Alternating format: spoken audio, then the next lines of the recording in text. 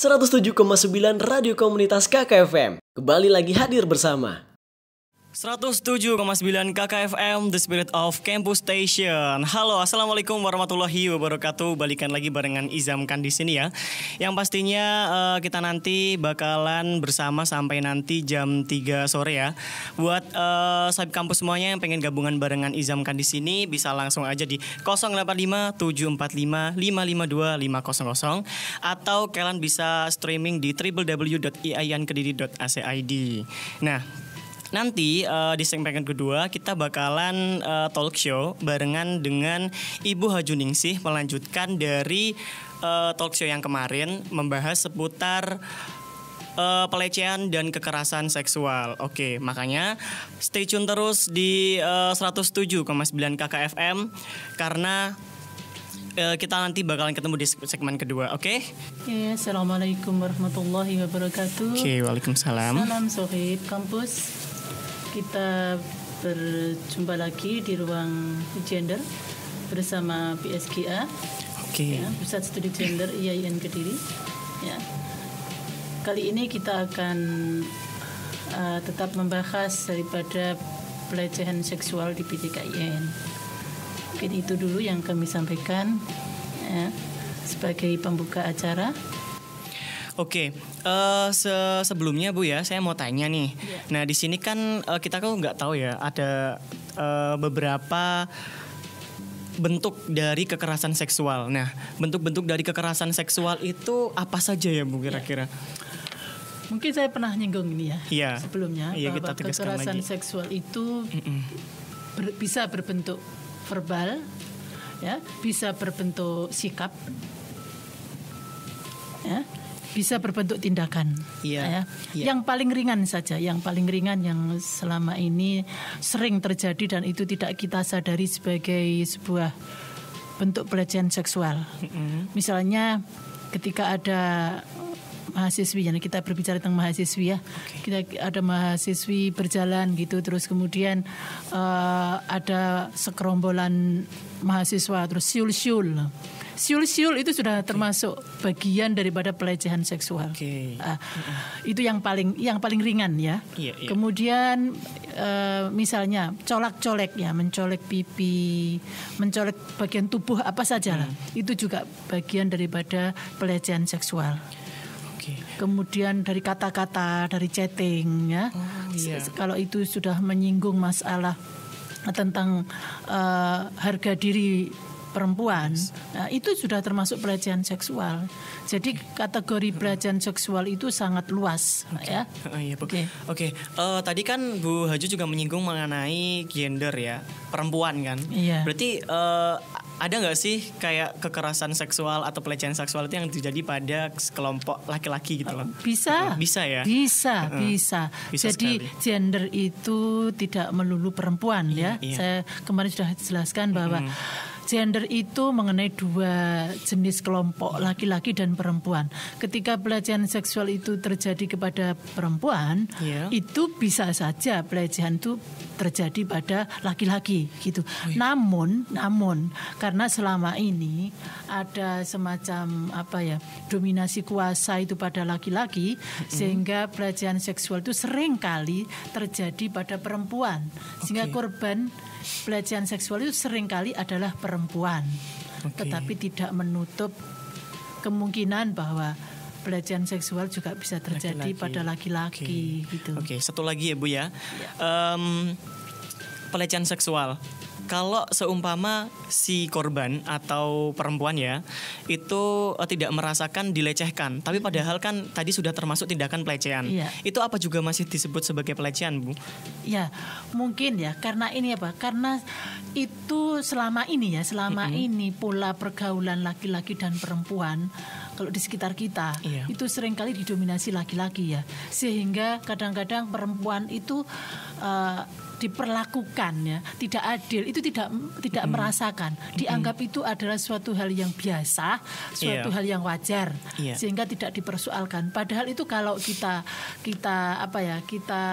dengarkan, kita nikmati hal-hal seperti itu adalah bentuk daripada pelecehan. Oleh karena itu kita ingin sekarang itu bahwa di lingkungan perguruan tinggi ini ya kita harus mulai sadar diri bahwa apa yang kita lakukan itu sebenarnya adalah suatu bentuk norma yang tidak wajar. Kita harus mulai sadar itu sekarang, sehingga nilai yang namanya kesetaraan dan keadilan itu akan bisa berkembang. Ya. Oh gitu. Seperti itu. Sebelum Bu Haju lanjut ke materi ya Bu ya, ini saya menyinggung sedikit tentang undang-undang ya. Nah sebenarnya undang-undang mengenai kekerasan seksual dan pelecehan seksual itu sudah cukup kuat untuk melindungi para korbannya atau belum sih menurut Bu Haju? Sekarang ini kan sedang terjadi ini ya. Sekarang ini di tingkat parlemen ya, bahwa penghapusan kekerasan seksual itu sementara ini dibekukan. Wow, dibekukan. Dibekukan. Oleh karena itu kita ini kemarin sudah berharap ya, di awal Januari sampai bulan keempat kita masih berharap bahwa penghapusan kekerasan seksual itu harus tetap dimasuk dalam prolegnas ya. Oleh karena sampai sekarang kita berjuang ini, kelompok pejuang gender sekarang sedang berjuang keras bagaimana caranya tentang kekerasan seksual ini tetap akan dibahas di ruang parlemen. Ini karena itu menyangkut masa depan generasi muda ya, generasi muda Indonesia yang sekarang masih anak-anak, mungkin nanti di masa depan mereka sudah dewasa, bisa saja menjadi korban itu. Karena peristiwa pelecehan seksual, kekerasan seksual itu di Indonesia ini begitu banyak terjadi. Artinya sekarang ini sudah ratusan ribu peristiwa dan kasus itu tidak bisa diselesaikan secara hukum. Karena apa? Karena political will dari parlemen ini yang kurang kuat. Berarti kita berharap sekali akan segera tuntas ya Bu ya. Akan segera. Silakan Bu melanjutkan materi yang kita bahas kemarin ya. Silakan. Ya, sekarang kita akan melanjut tentang SK Dirjen ya tentang kekerasan seksual di PTKIN itu bagaimana kita ya merespon daripada SK Dirjen itu, karena SK Dirjen itu berawal ya sebuah keprihatinan dari semua pusat studi gender di Indonesia bahwa kekerasan seksual khususnya di perguruan tinggi itu semakin hari itu semakin besar jumlahnya dan penyelesaiannya tidak pernah memuaskan. Artinya di sini semua orang-orang yang aktivis gender itu merasa sangat prihatin dengan peristiwa di PTKIN ini. Ini kita masih berbicara PTKIN. Ya. Kita tidak berbicara di ruang lain. Kita hanya berbicara di lingkungan kampus. Bahwa kebanyakan korban selama ini adalah mahasiswi kita. Mahasiswi. Baik itu yang sudah kekerasan seksual dalam bentuk yang sudah sangat berat, sedang maupun ringan. Ini bahkan ada mahasiswa PTKIN itu yang mengalami melakukan bunuh diri depresi gara-gara karena mengalami peristiwa kekerasan seksual. Ini belum pelecehan tapi sudah kekerasan. Sudah kekerasan. Bahkan ada yang sekarang dirawat di rumah sakit jiwa juga. Ini gara-gara karena di lingkungan kampus itu penegakan hukum itu masih sangat tumpul ya Bu. Nah cuman ini yang mengembirakan kemarin di UNRAM ya, ini di UNRAM tapi bukan di PTKIN ya, di UNRAM itu di Mataram. Itu setelah terjadi peristiwa itu di bulan Juni ya, 23 Juni terjadi peristiwa pelecehan seksual, tanggal 11 Juli itu langsung dijatuhi hukuman, diskores dosennya, langsung diskores. Berarti pelakunya si dosen. Pelakunya dosen. Berarti tidak menutup kemungkinan siapapun bisa menjadi pelaku Bu ya. Oh iya. Di lingkungan kampus itu kan orangnya ya kita ini ya, Iya. mahasiswa ya, dosen ya, tenaga pendik ya, karyawan itu. Lah ya pelakunya ya itu saja. Iya. Dan yang selama ini yang kita yang kita ketahui bahwa pelaku pelecehan seksual itu adalah orang-orang terdekat kita sendiri. Wow. Baik itu teman, dosen, bahkan keluarga sendiri, itu bisa terjadi pelecehan seksual. Nah, ini. Ya, jadi kemarin kita itu ada semacam kabar gembira ya di UNRAM Universitas Mataram itu tidak sampai sebulan pelaku itu langsung dijatuhi hukuman. Iya. Ya ada skors 5 tahun tidak boleh mengajar sama sekali. Ini artinya ya secara hukum dia itu harus dipecat dari PNS. Nah, ini itu salah satu ya, salah satu peristiwa yang bisa tegas. Nah, ternyata kan kampus itu bisa tegas. Iya, gitu. ternyata bisa tegas. Bisa tegas. Tergantung kemauan saja. Nah, ini. Oleh karena itu di masa yang akan datang kita juga tetap berharap bahwa pelecehan seksual yang terjadi di PTKIN seharusnya harus tegas gitu loh. Karena apa? Akibat daripada pelecehan seksual itu akan makan waktu yang panjang sekali. Traumatisnya itu panjang banget dan itu akan membawa dampak kepada kehidupan seseorang, terutama korban ini. Nah, ini. Iya benar sekali, Bu. Ya, seperti itu. Ya. Oke, mungkin saya akan melanjutkan daripada respon daripada SK Dirjen Dikti ini ya.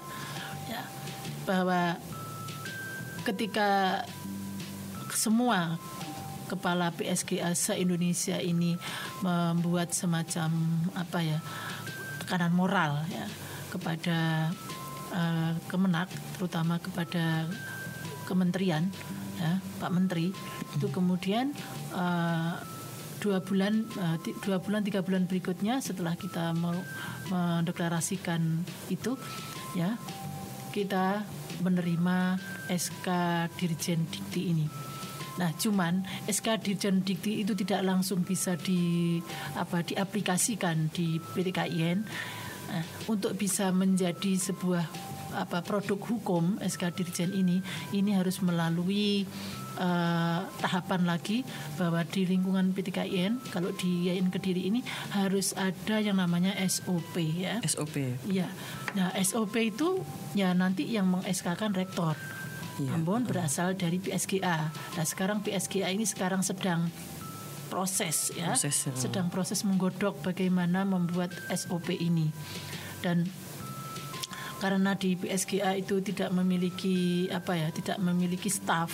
Jadi untuk SOP ini mau tidak mau saya sebagai kepala PSGA itu berjuang ya, bagaimana menyusun SOP ini. Mungkin insya Allah bulan depan, insya Allah saya hanya berharap SOP itu bisa di-SK-kan oleh Pak Rektor. Iya, semoga segera ya. Karena kemarin ketika SK Dirjen ini terbit, kemudian 2 minggu berikutnya saya baru terima, saya serahkan kepada direktorat, kemudian saya sampaikan juga kepada dekan, saya sampaikan juga kepada Kaprodi dan Direktur Pasca. Itu semuanya ini saya berikan kutipannya, fotokopinya. Dan alhamdulillah respon rektorat juga bagus. Saya harus segera membuat SOP itu. Dan untuk SOP yang nanti akan di-SK-kan oleh rektor itu akan menjadi pedoman pelaksanaan daripada penanggulangan pelecehan seksual di IAIN Kediri. Itu. Oke. Ya. Nah, sekarang sampai di mana kekuatan hukum daripada SK rektor itu nanti? Ya, saya berharap karena rektor yang sudah meng-SK-kan itu nanti akan menjadi payung hukum daripada para korban pelecehan seksual dan menjadi pelecut bagi pelaku-pelaku pelecehan seksual. Ya, karena kalau di PTKIN sebagai perguruan tinggi negeri itu pasti ada ketentuan dan peraturan yang menyangkut disiplin pegawai. Kalau untuk mahasiswa juga diberi kode etik ya untuk bisa menegakkan ketentuan di perguruan tinggi. Nah, semuanya ada sanksinya ya. Kalau pegawai negeri ya sanksinya pasti tegas ya, pasti dipecat. Ini. Tapi kalau mahasiswa juga begitu, juga akan tegas meskipun berdasarkan kode etik saja. Karena kode etik itu sudah merupakan rumusan yang sudah melalui tahapan yang sangat sangat rumit ya, berdasarkan kebutuhan untuk penegakan moral dan akhlak di lingkungan PTKIN ini. Sehingga itu juga memiliki sanksi hukum. Kalau mahasiswa pelakunya, dia juga akan diberi sanksi ya, dikeluarkan dari kampus. Ya, dipecat dari mahasiswa ini. Itu sanksinya ya. Iya. Nah, kemudian bagaimana kita merespon ini?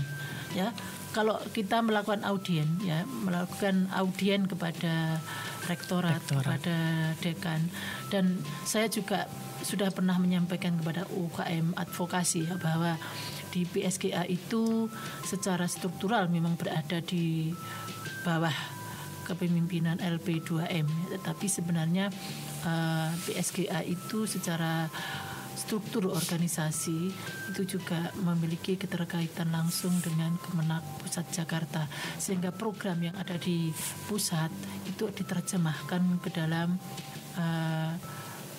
program kerja di PTKIN ini, sehingga apa yang dilakukan oleh PTKIN khususnya PSGA PTKIN itu merupakan cerminan daripada program daripada Kementerian Agama. Ya, oleh karena itu di sini dari dosen, mahasiswa dan ketenaga pendidikan semuanya harus mengetahui tentang masalah SK Dirjen ini dan bagaimana bentuk SOP yang merupakan keputusan rektor IAIN ini. Nah, kemudian berikutnya adalah bahwa bagaimana upaya-upaya pencegahan ya. Upaya-upaya pencegahan di sini ya, secara teoritis sebenarnya pencegahan itu bisa berbentuk melalui kurikulum, bisa dari aspek sarpras, bisa dari aspek peraturan. Nah, kalau dari aspek kurikulum akademis, bahwa memang yang namanya pelecehan seksual itu harus dibingkai ya, melalui perspektif akademis itu adalah tentang masalah kesetaraan gender. Semuanya berasal dari sana. Ketika kita telah memiliki wawasan ya, pengetahuan dan pemahaman tentang kesetaraan gender, insya Allah yang namanya pelecehan seksual itu bisa kita minimalisir. Ketika orang tuh paham dengan keadilan gender, insya Allah perilakunya tidak akan mungkin cenderung untuk melakukan pelecehan seksual itu. Iya, Bu. Biasanya kalau korban itu kan sulit sekali untuk speak up gitu loh, Bu. Betul. Untuk berbicara. Itu, betul.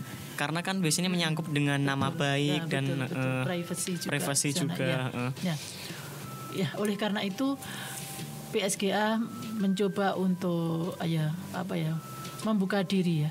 Membuka diri terhadap semua bentuk daripada peristiwa-peristiwa yang menyangkut itu harga diri mahasiswa khususnya ya. Maka kemudian saya akan menggandeng mahasiswa atau dosen atau siapa saja yang sanggup menjadi focal point di sini ya. Jadi mahasiswa juga harus memiliki kepedulian terhadap peristiwa-peristiwa yang menyangkut pelecehan seksual ini. Jadi mahasiswa jangan diam saja, sehingga ketika nanti ada korban misalnya, meskipun korban itu nggak berani ya speak up, tetapi teman ini ya, katakan temannya, teman sebayanya ini ya, yang harus bisa sensitif ya untuk bisa menolong dan melindungi korban ini.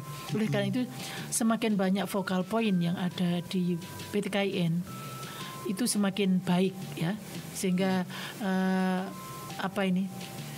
seakan-akan focal point itu sebagai sebagai kontrol ya, sebagai kontrol daripada semua orang yang ingin bertindak yang tidak senonoh. Katakan polisi lah seperti itu ya. Sehingga focal point ini semakin banyak orang-orang yang terlibat di dalam focal point ini itu semakin bagus ya. Apalagi kalau itu di lingkungan dosen ya, yang sanggup menjadi focal point, itu sangat bagus sekali. Nah, ketika nanti ada korban yang tidak berani misalnya melaporkan, nah itu akan mudah menjadi terdeteksi ya, karena vokal point ini yang bekerja secara rahasia, katakan begitu ya. Jadi bagaimana sistem kerja vokal point itu adalah tahu sama tahu ya, artinya di sini vokal point itu bisa menempatkan diri sebagai detektif, katakan begitu ya, yang bisa mengawasi semua orang yang cenderung memiliki tindakan yang melecehkan. Karena biasanya memang pelaku pelecehan seksual itu mudah sekali teridentifikasi. Mudah sekali. Ya, dari kata-kata ya. Kalau dia bicara, kata-katanya itu sudah berbicara, itu sudah bisa menunjukkan bahwa dia itu memiliki kecenderungan untuk melakukan pelecehan seksual. Kemudian dari sikapnya ya, dari sikap itu sudah teridentifikasi, apalagi kalau orang psikologi itu mudah sekali untuk bisa mengidentifikasi pelaku-pelaku pelecehan seksual itu. Nah ini. Dan yang kemarin itu yang terjadi peristiwa pelecehan seksual terjadi itu di lingkungan ini PTP 2A ya. PTP. Itu adalah perlindungan perempuan PTP 2A itu perlindungan perempuan dan anak. Nah, ini. Itu kalau di dinas di Kota Madya Kediri ini namanya DP3 TKA. DP2 TKA. Ya, itu yang terjadi di Lampung kemarin. Orang yang sebenarnya itu harus melindungi anak-anak yang menjadi korban kekerasan seksual, justru mereka sendiri yang melakukan pemerkosaan kepada korban itu. Nah, ini yang sekarang sedang diproses ini ya. Nah, artinya apa? Bahwa di sekitar kita, orang-orang dekat kita, itulah yang seringkali melakukan pelecehan seksual kepada kita, dan itu mudah terdeteksi ya, baik dari kata-katanya, sikapnya, itu akan kita mudah mendeteksi. Dan ketika kita menemukan orang seperti itu sebagai focal point, maka orang yang seperti itu harus selalu diwaspadai ya, ya. Sehingga setiap mahasiswa itu seharusnya ya memiliki sensitivitas terhadap pola-pola perilaku ya setiap temannya. Harus peka gitu ya Bu ya. Harus peka banget. Itu. Iya. Dan biasanya itu ini kan kalau biasanya kalau kita menjerat hukum ya Bu, bicara hukum itu kan selalu ada bukti ya Bu ya. Tapi kalau kekerasan seksual kan tidak ada buktinya gitu loh. Ya, tidak ada buktinya. Terus begini, kalau kekerasan seksual itu kan mungkin ya secara fisik ya, secara fisik itu harus melalui visum misalnya. Oh, visum. Ya, itu kalau kekerasan seksual ya. Tapi kalau pelecehan seksual itu yang tidak ada bukti. Tidak ada bukti. Ya, karena hanya pelecehan ya, tidak membekas ya. Tetapi kan rasa sakit hati itu yang luar biasa sakitnya kalau kita mendapatkan perlakuan merasa pelecehan direndahkan Tapi gitu kalau ya, kekerasan seksual itu ya secara medis ya, itu melalui visum. Ya. Nah, cuman masalahnya ada semacam begini. Di kepolisian pernah ya, saya pernah mendengar bahwa kekerasan seksual visum robeknya vagina itu tidak bisa menjadi satu-satunya bukti terjadinya pelecehan seksual, kekerasan seksual. Karena apa? Karena robeknya vagina itu bisa saja terjadi sebelum terjadi kekerasan seksual. Misalnya ketika berolahraga, olahraga yang itu sifatnya ekstrim, keras, gitu ya. ekstrim, itu bisa saja itu terjadi. Dan ini yang menjadi alasan polisi ketika visum yang menyangkut tentang fisik ya, bukti fisik itu dianggap tidak kuat, harus ada bukti lain.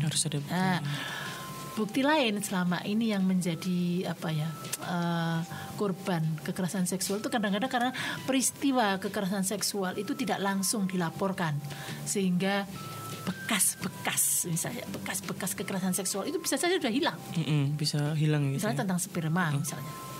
Kalau sperma itu kan 1 hari 2 hari kan udah kering kan? Iya, udah kering dan itu Apalagi kalau sampai seminggu 2 minggu tidak dilaporkan. Sudah tidak berbekas. Iya, sudah tidak bisa dideteksi lagi kan. Nah, ini yang seringkali kita temui ketika kita harus berhadapan dengan hukum formal di kepolisian seperti itu.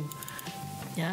Yang seperti ini loh, kadang-kadang kita ini ingin mendapatkan terobosan hukum bahwa korban kekerasan seksual itu bisa terdeteksi dengan sangat akurat melalui sobeknya vagina itu. Nah, itu. Kita lanjutkan tentang upaya pencegahan pelecehan seksual di PTKIN ini. Ya, ada 3 hal yang perlu kita lakukan untuk bisa sebagai bentuk upaya pencegahan pelecehan seksual itu. Yang pertama adalah melalui kurikulum akademis, kemudian yang kedua melalui Sarpras, yang ketiga melalui peraturan-peraturan. Nah, sekarang yang melalui akademis sekarang bahwa masalah kesetaraan gender dan pelecehan seksual itu bisa kita bungkus melalui ruang akademis, yaitu setiap fakultas atau prodi itu bisa memasukkan tentang kesetaraan gender dan masalah pelecehan seksual ini ke dalam satu mata kuliah khusus Mata kuliah khusus itu dimasukkan ke dalam MKDU sehingga semua mahasiswa itu bisa wajib mengambil mata kuliah itu, dan itu di tahun awal MKDU itu di semester awal. Seperti itu. MKDU itu mata kuliah dasar umum ya Bu ya. Itu wajib diambil oleh setiap mahasiswa dan itu di semester 1 ya. Supaya apa? Supaya begitu mahasiswa masuk ke dalam lingkungan PTKIN ini paham dengan apa itu kesetaraan gender dan apa itu pelecehan seksual, sehingga mereka memiliki kemampuan diri untuk bisa mencegah terjadinya pelecehan seksual. Minimal bisa menjaga diri gitu ya Bu ya. Minimal bisa menjaga diri. Ya, itu. Karena sekarang itu karena sudah kebiasaan tidak baik memang, sehingga kata-kata yang itu berbau-bau pelecehan seksual itu tidak dirasakan sebagai bentuk pelecehan seksual karena kan dianggap biasa saja, guyonan, itu humor yang tidak berkualitas. Kadang-kadang di warung kopi misalnya sedang berkerumun warung kopi, kalau itu laki-laki berkerumun itu seringkali yang dibicarakan adalah cewek. Kadang di situ topiknya adalah membuat humor-humor yang itu bentuknya adalah bentuk daripada melecehkan perempuan. Dan itu saya secara pribadi sering mengalami mendengar ketika cowok itu berkerumun sama cowok, itu yang bicarakan mesti cewek. Mesti bicarakan cewek gitu ya. Tapi kalau cewek yang berkumpul belum tentu yang bicarakan itu cowok. Kadang-kadang justru cewek itu yang bicarakan tentang hobi, tentang pakaian, tentang hal-hal yang menyenangkan lah. Gitu. Nah, ini bedanya laki-laki dan perempuan ketika berkumpul, dan masalah perilaku seksualitasnya itu memang sangat nampak terlihat kepada laki-laki seperti itu. Nah, ketika kesetaraan gender dan pelecehan seksual masuk di MKDU itu mungkin bentuknya seperti kalau dulu ada mata kuliah ISBD misalnya. ISBD itu kan semua diambil oleh mahasiswa baik dari Fakultas Syariah, Fakultas Tarbiyah, Usuluddin, itu semua harus mengambil. Dan itu tidak hanya di PTKIN itu di PTUN juga ada mata kuliah ISBD. Itu karena itu mata kuliah yang bersifat nasional. Nah, ketika harapan PSGA ini tentang kesetaraan gender dan pelecehan seksual itu masuk mata kuliah, minimal itu masih di tingkatan ruang PTKIN. Syukur-syukur kalau itu nanti secara nasional bisa masuk menjadi kurikulum nasional. Itu sangat bagus sekali karena ini bagian daripada membangun peradaban bangsa. Seperti itu. Itu ketika pencegahan melalui kurikulum. Nah, bagaimana dengan sarpras misalnya? Nah, bangunan yang ada di lingkungan PTKIN itu harus bisa mencegah terjadinya pelecehan seksual. Misalnya membangun ruangan yang memadai untuk semua aktivitas. Ya, jadi semua aktivitas yang ada di PTK di IAIN Kediri ini misalnya itu harus terwadai dalam ruangan. Jangan sampai ada kegiatan yang tidak memiliki ruangan sehingga nanti akan dilakukan di sembarang tempat yang itu tidak bisa menjamin daripada keamanan semua orang yang melakukan aktivitas di situ. Nah, kemudian fasilitas itu harus mudah dikontrol oleh semua orang. Artinya ruangan itu bukan ruangan tertutup ya, bukan ruangan yang khusus. Ruangan terbuka. Artinya semua orang bisa mengontrol apa yang dilakukan oleh orang di dalam ruangan itu. Nah, ini. Kemudian fasilitas itu juga harus bisa diakses oleh semua orang. Semua orang bisa mengakses ruang itu. Jadi tidak ada orang yang hanya khusus ya masuk pada ruang itu, enggak. Ini hanya semua orang harus bisa mengakses ruang itu. Jadi meminimalisir terjadinya hal-hal yang tidak diinginkan. Ya, seperti itu. Iya. Karena apa? Pengalaman di IAIN Kediri itu banyak sekali terjadi tentang pelecehan seksual, apa itu kekerasan seksual ya, mahasiswa yang pacaran itu sampai terjadi tidur bersama gitu. Itu terjadinya di ruang tertutup dan itu dilakukan di luar jam belajar. Misalnya malam hari di kampus masih tetap beraktivitas di kampus sehingga terjadilah peristiwa itu. Nah, seperti itu. Oleh karena itu kemarin saya sudah menyinggung semua aktivitas di kampus itu harus dilaksanakan pada jam belajar. Jangan sampai ada kegiatan yang dilakukan di luar jam belajar. Ini yang seringkali kita temukan. Jadi masih ada kegiatan jam belajar. Kecuali kegiatan UKM misalnya. Kalau UKM itu biasanya kalau mengadakan kegiatan itu harus ada izin ya. Ada izin dari rektor 3. Iya. Dan memberitahu kepada satpam. Ini saya memang saya selalu ngecek ketika ada kegiatan UKM misalnya tentang apabila diri misalnya. Itu sampai jam malam ya, sampai jam 10. Itu saya ngecek ke wakil rektor 3. Anak-anak yang melakukan kegiatan UKM ini, kegiatan bela diri ini apa ada izin ke Pak Rektor? Iya Bu, ada. Saya cek mana, terus saya konfirmasi ke satpam. Di satpam juga ada itu data-data anak-anak yang menyampaikan kegiatan di malam hari. Nah, cuman masalahnya ketika Pak Rektor 3 ini sudah memberikan waktu bahwa jam 7 itu harus sudah selesai, 7 malam maksudnya, itu harus sudah selesai. Kenyataannya mahasiswa melaksanakan kegiatan sampai jam 10, jam 11 katanya. Nah ini saya kan memang tidak pernah ngecek sendiri di akhir jam 10-11.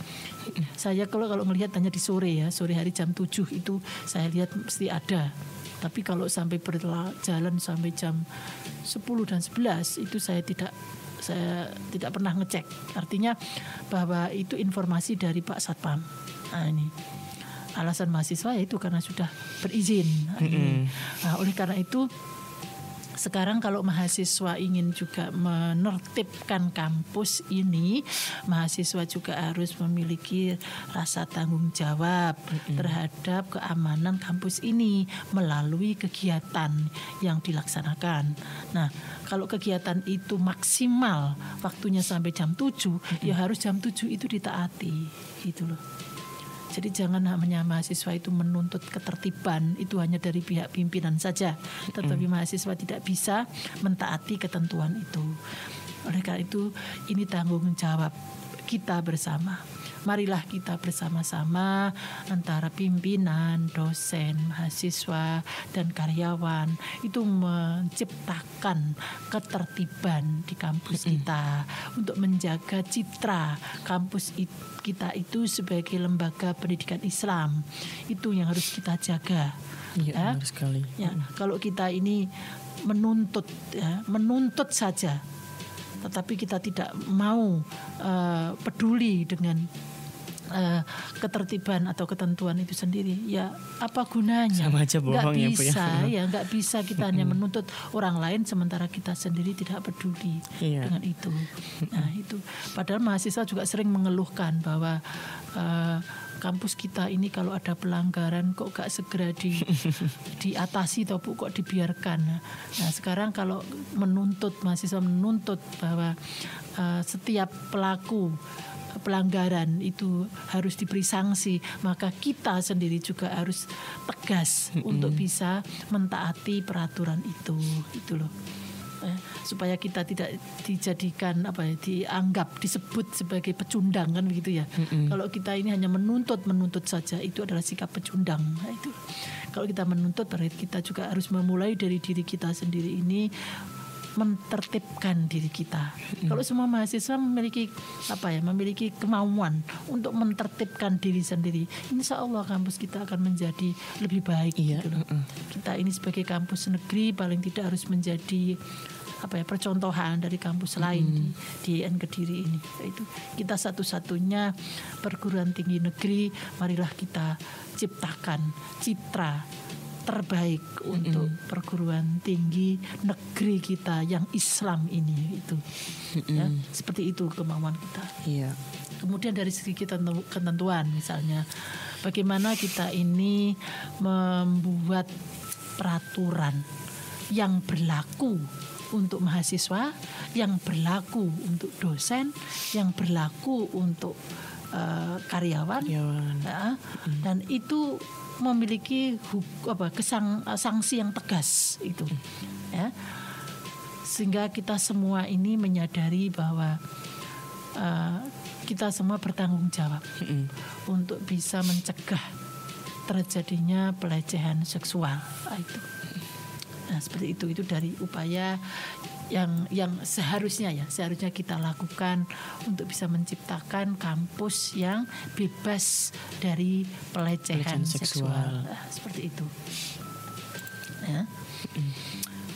Nah, karena kalau kita lihat daripada peraturan untuk pegawai negeri ya, dosen ini pegawai negeri ya, atau dosen yang non pegawai negeri sekarang ada dosen namanya dosen DTN ya. DTN itu dosen tetap non pegawai negeri. Dan ada dosen yang honorer ini. Ya, honorer. Jadi ada 3 kategori untuk status dosen kita, dosen PNS, dosen DTN dan dosen honorer. Ini harus kita ikat ya dengan ketentuan atau peraturan yang itu memiliki sanksi yang tegas. Kalau sekarang di PNS sudah ada peraturan ASN nomor 53 tahun 2010. Nah, ini yang harus kita kalau ada dosen yang belum tahu atau karyawan PNS yang belum tahu, ini harus kita sosialisasikan. Peraturan ASN nomor 53 tahun 2010 itu apa yang harus ditaati oleh ASN ini. Ya, itu harus kita sosialisasikan. Untuk dosen DTN, dosen DTN ini harus kita beri aturan juga yang tegas, karena mereka juga digaji dari uang negara. Nah, mereka juga harus bisa menjunjung tinggi peraturan negara. Nah, kalau memang tidak bisa ya harus tegas, harus dipecat. Itu. Ya, benar. Itu ketentuannya. Ya. Mahasiswa juga begitu. Mahasiswa sebagai mahasiswa juga harus diikat oleh aturan. Ya, mungkin kalau mahasiswa itu mungkin lebih lunak ya daripada yang ASN ya, daripada yang DTN artinya dengan dosen. Kalau dosen ini memang kita harus tegas.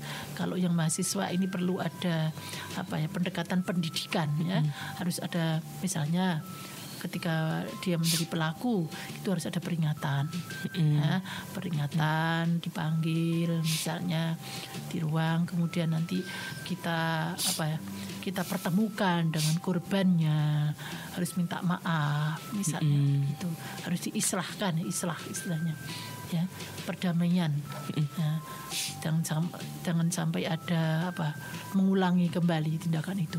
Lah kalau misalnya itu diulang lagi, ya harus diberi peringatan lagi, harus membuat surat pernyataan bermaterai.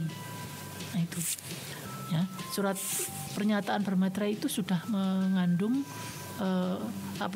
penegasan gitu ya. Iya, harus sudah mengandung hukum. Gitu. Jadi kalau dia melakukan pelanggaran daripada apa yang ditulis di surat itu, dia bisa dituntut. Bisa dituntut hukum. Ya. Yang ketiga, mungkin kalau masih sudah membuat surat pernyataan bermaterai tapi masih melakukan lagi, mengulang lagi, harus dipecat sudah. Karena mahasiswa yang seperti itu juga tidak bisa kita harapkan untuk bisa menjadi baik gitu loh. Ya. Nah, seperti itu. Itu yang harus kita lakukan kalau itu menyangkut penegakan hukum ya. Terkait dengan penanggulangan pelecehan seksual di PTKIN. Nah, juga misalnya peraturan tentang tadi yang seperti saya katakan yang melibatkan keamanan Satpam. Pak Satpam juga harus diberi diberi ketegasan bahwa Satpam juga memiliki otoritas, kewenangan untuk menertibkan kampus ini. Kalau ada mahasiswa yang melanggar ketentuan jam kampus juga harus bisa ditegur, diberi peringatan ya. Karena Satpam juga namanya Satpam itu satuan pengaman ya, harus mengamankan ya kampus ini. Ya itu aja pengalaman yang tidak mengenakan itu apalagi menyangkut kehormatan ya. Itu bisa menjadi traumatik ya. Secara psikologis traumatik itu. Ya. Nah, traumatik itu bisa gejalanya bisa macam-macam ya. Macam-macam. Tidak percaya lagi dengan orang lain misalnya. Ya. Terus menjadi antipati dengan laki-laki misalnya. Kemudian tidak mau lagi bergaul dengan laki-laki atau malah menutup diri misalnya. Nggak berani ketemu orang misalnya. Ini traumatik namanya. Ya. Nah, kalau itu dibiarkan peristiwa yang traumatik itu dibiarkan, ini akan bisa mempengaruhi jiwa. Oleh karena itu bisa orang menjadi gila, dan ada yang saya tadi katakan ada yang dirawat di rumah sakit jiwa, ada yang sampai bunuh diri. Itu ya traumatik yang tidak mendapatkan solusi, tidak ada jalan keluar. Nah, salah satu jalan keluar itu adalah bahwa perasaan itu harus disampaikan kepada orang lain untuk bisa mengurangi beban. Nah, orang lain itu siapa ya? Orang lain yang memang tepat ya, karena tidak semua orang itu bisa kita percaya untuk bisa menyimpan rahasia ini. Bagi perempuan memang pelecehan seksual itu adalah selama ini masih dianggap sesuatu yang memalukan ya, memalukan. Padahal dia korbannya. Mestinya yang malu itu pelaku ya. Tapi karena itu menyangkut dengan harga diri. Nah, itu. Dan perempuan ini merasa ya malu gitu loh. Mestinya ya kalau kita lebih realistis dan rasional, bukan kita yang malu mestinya. Pelaku yang harus malu. Nah itu. Kalau sekarang korban sudah bisa berpikir seperti ini, yang realistis seperti ini, insya Allah pelaku pelecehan seksual itu bisa dikurangi. Karena kalau selama ini peristiwa pelecehan seksual itu tumbuh subur, itu karena korbannya ini cara berpikirnya kebalik, menjadi menyembunyikan diri, merahasiakan peristiwa itu, sehingga pelaku-pelaku ini tidak lagi jera. Dia akan mengulang perbuatannya karena merasa aman saja. Nah ini karena kurang tidak tegas gitu ya. Ya karena merasa aman, tidak diketahui oleh orang lain, dia akan menikmati lagi perilaku seperti itu, karena itu bagi pelaku itu kenikmatan tersendiri gitu loh. Nah ini yang harus kita sadari bersama, bahwa korban pelecehan seksual itu harus mulai realistis, harus bisa melindungi diri dengan cara terbuka. Gitu. Jadi tidak perlu malu lagi, karena yang seharusnya malu adalah pelaku sendiri itu. Nah ini. Oke, saya pernah mendengar statement seperti ini Bu. Bahwasanya kalau korban ini mungkin ke pelecehan laki-laki Bu ya, korban ketika pelaku melakukan pelecehan kepada korban itu perilakunya akan menular gitu loh Bu. Akan menular, korban ini akan mencari korban lagi gitu loh. Itu apakah statement yang seperti itu tuh benar atau karena terjadinya seperti apa gitu mungkin? Ini bukan statement ya, ini fakta. Fakta ini. Ya. Ini fakta. Ternyata fakta. Itu menyangkut kekerasan ya, itu kekerasan seksual itu, bukan pelecehan ya. Kekerasan ya. Kekerasan seksual, bahwa korban-korban yang sodomi itu akan menjadi pelaku sodomi juga. Nah itu. Ini fakta, bukan lagi statement ya. Ini fakta ada. Fakta. Bahwa kalau ada peristiwa sodomi ya, itu pelakunya apabila kita interogasi, itu dia memiliki pengalaman yang sama di waktu kecil. Gitu. Jadi pengalaman yang traumatik ini itu akan membentuk kepribadian. Itu karena apa? Pada saat terjadinya perlakuan sodomi itu dia tidak mendapatkan tempat untuk bisa mencurahkan semua kepahitannya itu, sehingga itu terpendam gitu terpendam sehingga itu dirasakan setiap saat yang kemudian akan memunculkan rasa dendam. Nah, dendam itulah yang kemudian menjadi tindakan kriminal seperti itu. Kebanyakan. Jadi memang pelaku kekerasan seksual itu adalah korban kekerasan seksual juga. Nah, ini. Itu sudah bisa dipastikan 80% pelaku kekerasan seksual adalah korban kekerasan seksual juga. Nah, mungkin kita kan juga bisa meminimalisir atau mungkin bisa menghentikan itu ya Bu ya, kesannya kayak si korban itu harus berbicara gitu ya? Iya, harus berbicara. Sekarang logika berpikir kita harus dibalik sekarang. Ketika kita mengalami peristiwa yang pelecehan seperti itu, kita jangan menutup diri. Kita harus membuka itu semua kepada semua orang. Sehingga pelaku ini akan dihukumi oleh banyak orang. Nah, ketika banyak orang yang menghukumi, insya Allah pelaku ini akan jerah gitu loh. Tapi kalau kita itu bersembunyi, diam, mereka merasa aman. Pelaku ini merasa aman gitu. Perbuatannya tidak diketahui orang dan dia sangat menikmati perbuatan itu gitu loh. Nah ini. Dan dalam kasus seperti ini tuh tertutup gitu ya, sangat tertutup, tersembunyi dan tidak diketahui gitu. Jadi itu yang susah sekali untuk kita menyelesaikan gitu. Karena segini, selama ini ketika perempuan itu menjadi korban pelecehan seksual, itu justru korbannya dipojokkan. Misalnya, salahmu sendiri, kamu mancing-mancing, salahmu sendiri, kamu pakai baju yang bisa menarik perhatian. Nah, jadi ketika korban ini sudah sudah menjadi korban, dia akan menjadi korban yang kedua kalinya oleh dijudge oleh masyarakat, gitu loh.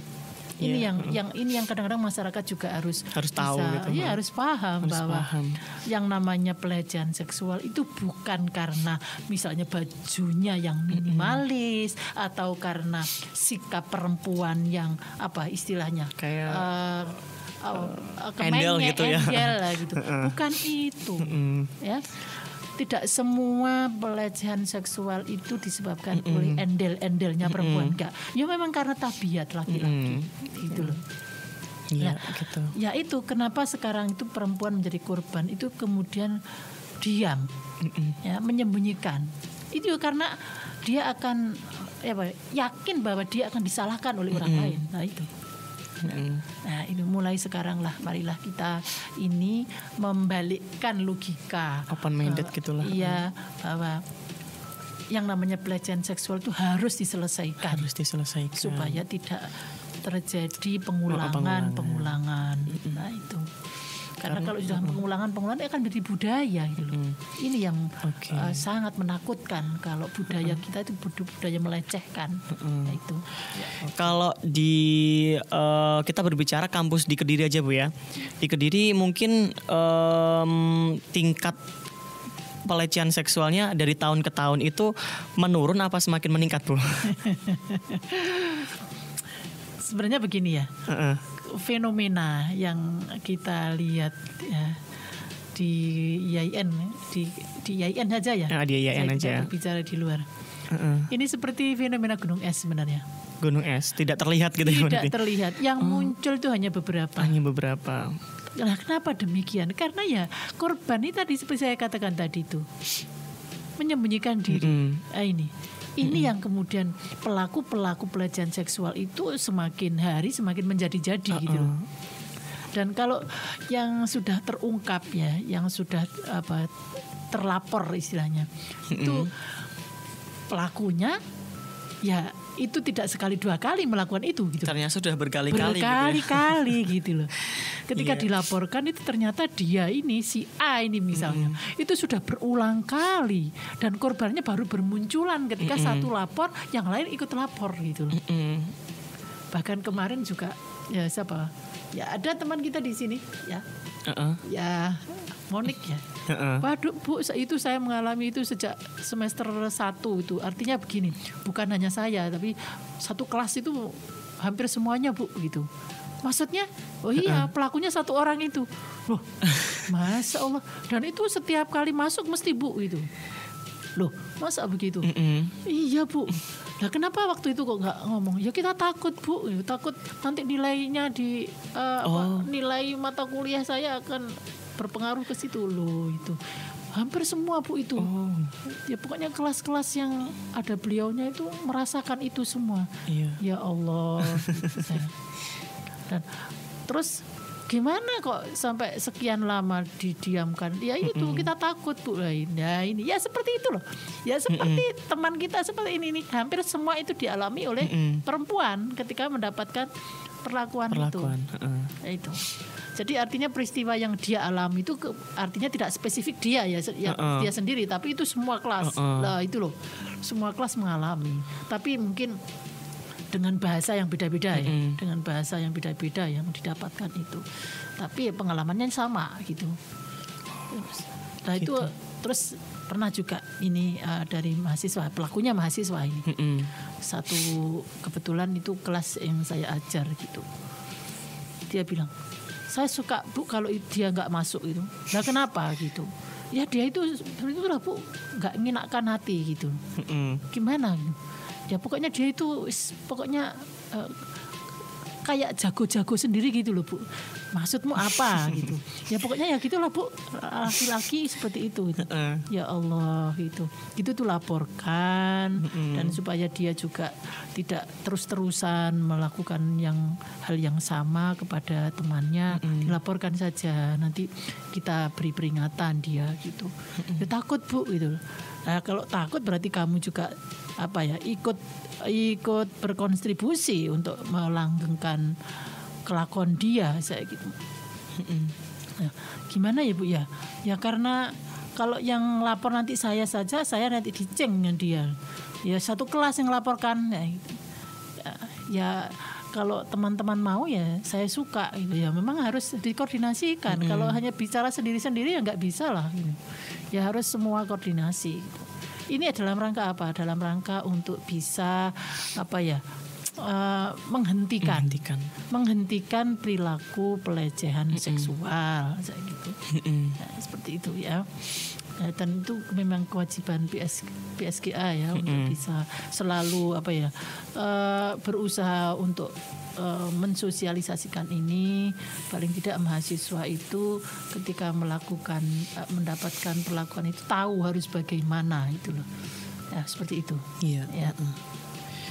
Oke. Ada lagi mungkin yang akan mungkin nanti pertanyaan nyusul lagi. Gitu. Jangan lanjutkan dulu. Sekarang untuk penanganan korban ya secara individual ya, bagaimana sekarang cara menangani korban ini ketika ada peristiwa itu ya. PSGA memang harus menyiapkan ruangan khusus ya. Ruangan khusus di mana itu sebagai tempat untuk curhatnya korban gitu ya. Ruang konseling, dan ruang konseling itu memang seharusnya ya menyatu dengan ruang PSGA. Nah, cuman masalahnya sekarang untuk PSGA sendiri belum punya ruang khusus. Ini loh. PSGA sendiri itu belum punya ruang khusus. Ya kita ya memahami lah, menyadari bahwa memang fasilitasnya masih terbatas ya. Di LP2M itu ada 3 kapus ya. Di 3 kapus itu ruangannya jadi 1. Jadi setiap kapus itu belum menempati ruang sendiri-sendiri, masih terbuka semuanya. Sarana prasarana masih terbatas. Nah, ketika kita harus menyiapkan ruang pengaduan, nah ini satu masalah bagi PSGA, bagaimana caranya kita menyiapkan ruang pengaduan untuk korban ini. Ya, kalau tim konseling ini mungkin dia ini kan menyangkut biasanya dosen kan. Kalau tim konseling ini dosen. Kalau dosen tuh mungkin punya ruangan ya, ruang dosen. Tapi ruang dosen itu bisa diatur lah kalau memang andaikan ada anak yang akan mengadu itu bisa diatur ruangannya ya. Jadi dibuat se-privacy mungkin. Nah, itu kalau di ruang dosen. Tapi ketika itu menyangkut dengan misalnya kayak LP2M ini nggak bisa ya, tidak bisa membuat ruang yang secara khusus. Ini memang saya harapkan nanti pimpinan juga bisa memfasilitasi itu gitu. Tetap diusahakan ya, diusahakan ya, paling tidak itu satu, kita menghargai, melindungi korban. Kita juga harus bisa menjaga daripada privasi daripada korban itu gitu loh. Seperti itu ya. Kemudian PSG harus bisa menjalin kerjasama dengan pihak luar, pihak ketiga. Misalnya kita harus menjalin kerjasama dengan Peradi misalnya, ya, Persatuan Advokat Indonesia, untuk bisa memberikan bantuan hukum misalnya. Jadi sebelum kita ini melaporkan ke pihak yang berwajib, maka harus kita konsultasikan dulu tentang ketentuan hukumnya seperti apa, pasal-pasalnya seperti apa. Ini kita tidak bisa bekerja sendiri kalau tidak menjalin kerjasama dengan pihak lain. Atau kita menjalin kerjasama dengan lembaga bantuan hukum misalnya. Biasanya LBH itu kan yang ada LBH itu yang berbayar, ada yang tidak berbayar. Nah, kita yang namanya dunia pendidikan ya kita harus menjalin kerjasama dengan yang tidak berbayar supaya tidak membebani mahasiswa ya. Nah itu, dan di LBH Kediri kebetulan juga belum ada ya LBH yang tidak berbayar, itu belum ada gitu loh. Semua LBH di sini berbayar gitu. Ini masalahnya. Nah kalau dengan misalnya dari focal point yang dari Fakultas Syariah, itu bisa saja dari Fakultas Syariah yang memahami tentang masalah hukum keluarga misalnya, itu kita bisa jadikan focal point begitu, untuk bisa memberikan bantuan hukum seperti itu. Ya, kemudian dengan tim HIMSI misalnya, kerjasama dengan HIMSI, Himpunan Psikologi Indonesia, Psikolog Indonesia. Ya, kita kalau HIMSI itu kebetulan juga sekarang sekretariatnya ada di YIN ya. Jadi sekretariat HIMSI Jawa Timur untuk wilayah Kediri itu ada di YIN. Nah, ini. Ya, kemudian HIMSI yang selama ini sudah terlibat di dalam masalah konseling di YIN ini, ya tim dari psikologi Suludin ini. Nah, itu yang menjadi andalan kita. Jadi selama ini kalau ada mahasiswa yang melaporkan kejadian itu, mesti kita arahkan ke tim psikologi. Iya. Tim psikologi Usuludin, tapi itu adalah tim psikologinya YIN. Ya, seperti itu. Dan kemudian seharusnya ada semacam rumah singgah ya. Rumah singgah itu karena gini, melihat kasus-kasus yang ada itu tidak sampai membutuhkan rumah singgah sebenarnya ya. Karena mahasiswa itu masih hubungan dengan keluarga masih sangat baik ya. Dengan orang tuanya, sehingga perlindungan tetap ada di tangan orang tua. Nah, rumah singgah itu dibutuhkan ketika korban ini tidak memiliki rumah tinggal misalnya, atau tidak punya keluarga, atau sudah ditolak oleh keluarga, ini perlu rumah singgah. Nah, tapi kalau misalnya di IAIN ini terjadi, misalnya ada mahasiswa yang dari korban kemudian membutuhkan rumah singgah, itu arahnya itu adalah kita istilahnya kita titipkan dulu kepada tim konseling psikologi itu. Karena tim konseling psikologi kan dosen ya, dosen pasti punya rumah. Nah, itu kita akan arahkan ke sana saja jika ada korban yang sampai ditolak oleh keluarganya. Ya. Tapi insya Allah tidak ada yang sampai ditolak seperti itu. Ya. Karena yang terjadi itu adalah hanya pelecehan seksual, bukan kekerasan seksual. Itu. Ya masalahnya yang namanya kejadian itu kan tidak menutup kemungkinan ya bahwa yang kejadian yang kekerasan seksual itu bisa saja terjadi gitu. Meskipun tidak kita kehendaki ya. Nah, ya karena selama ini ketika kekerasan seksual itu terjadi mesti pihak korban yang selalu disudutkan itu loh. Sehingga keluarga pun kadang-kadang malu gitu kan. Orang tuanya malu punya anak sudah diperlakukan orang seperti itu tuh malah malu, malah dibuang anaknya. Ini kan salah ini. Salah. Nah, mestinya kan semakin mendapatkan perlindungan anak seperti harusnya seperti itu. Sehingga traumanya tidak semakin membentuk sebuah rasa kepahitan yang sangat traumatis gitulah. Traumatis itu. Nah seperti itu ya. Kemudian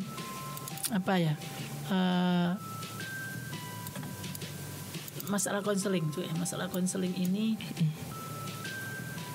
selama ini yang terjadi kalau di IAIN itu belum sampai kepada hukum ya. Jadi baru tim konseling psikologi saja. Jadi cukup ditangani oleh psikologi. Nah, kemudian kita lanjut kepada misalnya kita laporkan kepada Dewan Kode Etik. Kebetulan Dewan Kode Etik di IAIN ini ada di Senat ya. Ada di Senat Institut ya. Itu yang sekarang ketua Senatnya adalah Profesor Fauzan. Pak Fauzan. Ya, jadi selama ini kalau ada peristiwa pelecehan seksual itu kita laporkan kepada beliau. Dan alhamdulillah memang beliau juga orang yang termasuk peduli ya dengan masalah pelecehan seksual itu. Nah, cuman karena Dewan Kode Etik ini tidak memiliki kewenangan di bidang hukum, sehingga untuk pendisiplinan, untuk pemberian sanksi itu ya dikembalikan kepada rektor, kepada pimpinan. Itu yang terjadi. Nah, ketika rektor juga tidak bisa memberikan sanksi ya akhirnya pelaku-pelaku pelecehan seksual selama ini ya merasa aman-aman saja. Ya merasa aman, merasa terlindungi gitu loh. Merasa terlindungi. Iya, ya seperti itu. Nah, ini yang kita sayangkan. Ya. Jadi pelaku-pelaku pelecehan seksual di PTKI ini semuanya merasa terlindungi. Ini. Nah. Oke. Nah, kemudian untuk yang mekanisme pengaduannya ya ketika korban itu mau melaporkan maka diharapkan itu ada pendampingan dari focal point, ya, didamping oleh focal point untuk melapor kepada PSGA. Nanti PSGA akan memberikan akses kepada tim konseling. Nah, kalau memang tim konseling tidak tidak bisa mengatasi seluruhnya karena traumanya sudah terlalu tinggi misalnya. Tim PSGA akan memberikan akses kepada tim bantuan hukum. Nah ini. Nah, kemudian kalau memang di tim bantuan hukum ini juga belum bisa menyelesaikan, ya maka setidaknya itu akan ada tim dari tim agama ya. Paling tidak itu menetralisir ya. Menetralisir kondisi jiwanya ini. Iya, ya. Benar banget. Nah, kemudian nanti baru kita laporkan kepada kepolisian. Nah, seperti itu. Ya. Tapi biasanya di kepolisian ini juga begini. Dikembalikan lagi kepada lembaga, diselesaikan aja dulu dengan damai gitu. Jangan sampai nanti akan masuk media sosial, ini semakin parah nanti gitu. Diselesaikan aja secara internal, baru nanti kalau memang tidak bisa kita harus lakukan secara hukum. Itu seperti itu ya. Memang kan kebanyakan masyarakat kita ini banyak yang istilahnya selalu menggunakan pendekatan perdamaian. Iya. Kekeluargaan gitu ya. Bermaterai selesai ya gitu. Padahal itu kadang Padahal itu tidak menyelesaikan masalah.